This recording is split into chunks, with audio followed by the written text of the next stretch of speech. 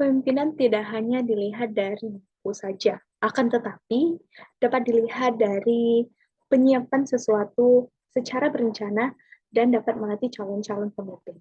Pemimpin biasanya memiliki kemampuan verbal yang mumpuni sehingga dapat mengkomunikasikan apa yang dia inginkan kepada para pengikut atau bawahannya. Dorongan yang luar biasa dalam dirinya untuk memenuhi keinginan tersebut sehingga dapat menimbulkan keinginan untuk memimpin orang lain dan dapat memenuhi tujuan dan dapat memenuhi tujuan bersama. Seorang pemimpin mengerti pentingnya kerjasama. Mereka mencapai sukses dalam peranan kepemimpinan adalah mereka yang berhasil menggerakkan pengikut mereka untuk bekerja sama. Assalamualaikum warahmatullahi wabarakatuh. Perkenalkan, nama saya Andini Zakia Rahmawati, mahasiswa program studi ilmu kesehatan masyarakat angkatan 2021 Universitas Sriwijaya. Pada kesempatan kali ini, dan di video kali ini saya akan menjelaskan sedikit mengenai tipe dan juga gaya kepemimpinan.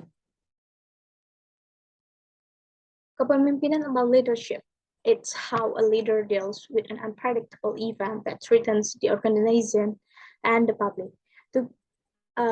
Bagaimana cara pemimpin agar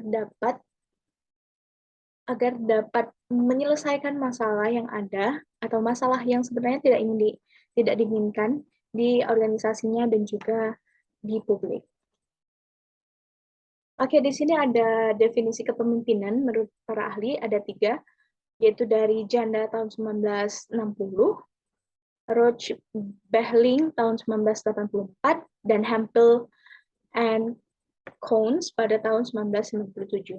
Pada intinya, kepemimpinan itu adalah proses mempengaruhi aktivitas sebuah kelompok yang mengarahkan kelompok tersebut menuju tujuan bersama. Jadi, dari ketiga definisi ini, kata kunci yang dapat kita ambil adalah kepemimpinan adalah proses mempengaruhi aktivitas sebuah kelompok atau organisasi untuk mencapai tujuan bersama. Lalu ada tipe-tipe kepemimpinan. Tipe-tipe kepemimpinan ini sebenarnya ada banyak, tapi pada kesempatan kali ini saya akan menjelaskan 6 di antaranya, yaitu tipe kepemimpinan karismatis. Tipe ini mempunyai kekuatan daya tarik dan pembawaan yang luar biasa untuk mempengaruhi orang lain, sehingga ia mempunyai pengikut yang sangat besar dan jumlahnya banyak. Lalu ada paternalistis atau materialistis. Ini kebanyakan tipe kepemimpinan ini adalah kepemimpinan yang disebut sebagai kebapaan. Karena mereka biasa menganggap bawahannya masih childish atau terkesan anak-anak dan belum bisa mengambil keputusan dan perlunya bimbingan dan juga arahan. Mereka hampir tidak pernah memberikan kesempatan pada pengikut atau bawahannya untuk mengembangkan imajinasi dan daya kreativitas dari masing-masing bawahannya. Lalu yang ketiga ada militeristik. Tipe ini hampir sama dengan tipe otoriter, di mana sifat kepemimpinan ini lebih banyak menggunakan sistem perintah atau komando yang terkesan keras, kaku, dan juga banyak, dan pemimpin tipe ini menyukai seperti upacara dan juga tanda-tanda kebesaran gitu. Lalu ada tipe kepemimpinan orokratis atau dominator. Jadi tipe ini adalah tipe yang mendasarkan pada kekuasaan dan paksaan yang mutlak, bawahan itu harus mematuhi apa yang dibilang atau apa yang diperintahkan oleh pemimpinnya. Setiap perintah atau kebijakan itu selalu ditetapkan sendiri oleh pemimpin tersebut. Pemimpin ini akan bersifat baik apabila para bawahannya itu mampu melaksanakan dan patuh atas perintahnya.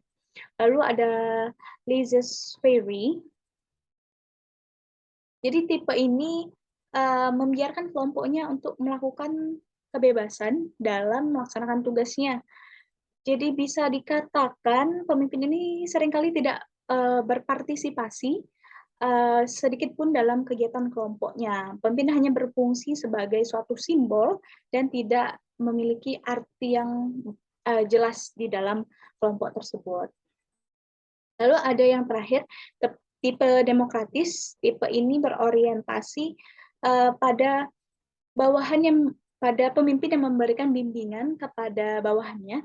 Terdapat koordinasi pekerjaan pada semua bawahan dengan penekanan dan pada rasa tanggung jawab pada dirinya sendiri.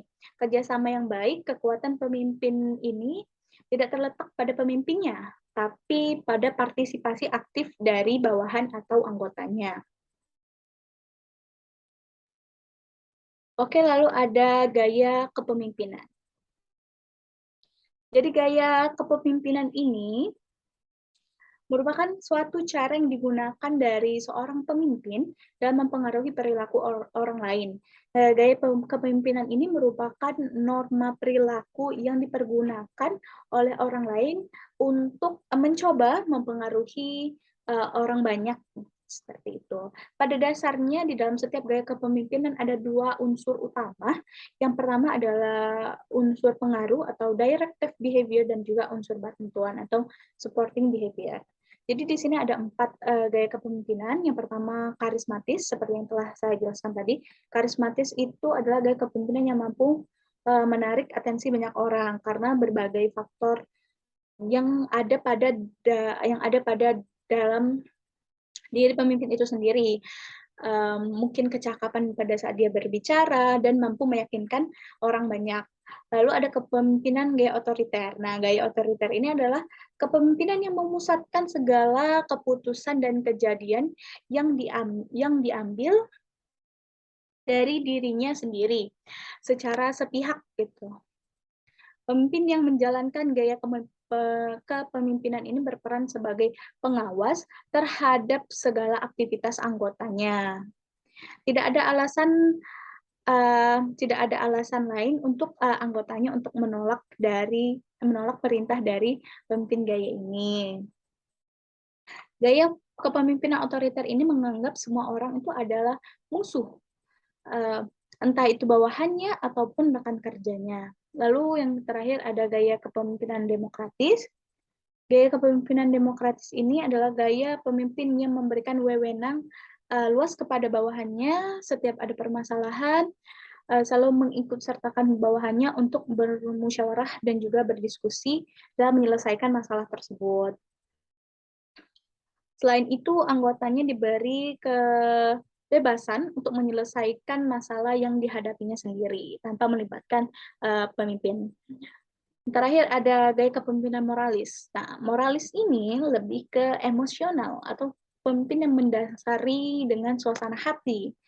Segala bentuk kebijakan yang diambil dari pemimpin ini berdasarkan dengan suasana hati pada saat itu. Orang-orang datang karena kehangatan dari pemimpin tipe ini. Dari segala kekurangannya, pemimpin bergaya moralis ini adalah sangat emosional. Dia sangat tidak stabil dan agak sulit mengontrol suasana hatinya. Bisa sangat sedih ataupun bisa sangat mengerikan, terkadang bisa sangat menyenangkan dan juga bersemangat. Pemimpin gaya kepemimpinan moralis ini harus pandai dalam mengolah suasana hati dan juga emosionalnya.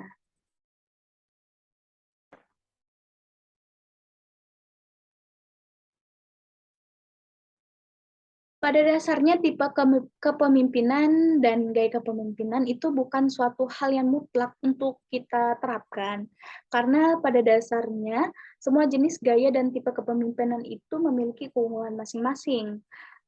Pada situasi tertentu mungkin gaya kepemimpinan otoriter akan lebih efektif jika kita terapkan. Namun gaya kepemimpinan demokratis juga memiliki dampak positif yang banyak dan juga bermanfaat bagi organisasi yang kita pimpin.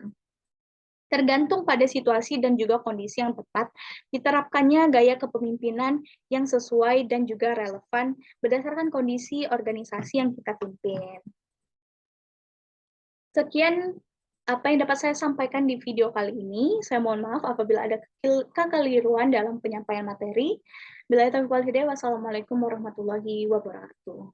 Semoga teman-teman yang menyaksikan video kali ini dapat mengerti dan memahami dari hakikat kepemimpinan, tipe dan gaya kepemimpinan, serta mengenali tipe dan gaya kepemimpinan seperti apa yang ada dalam diri kita. Pada hakikatnya, kita adalah pemimpin pada diri kita sendiri. Terima kasih. Sampai jumpa di video selanjutnya.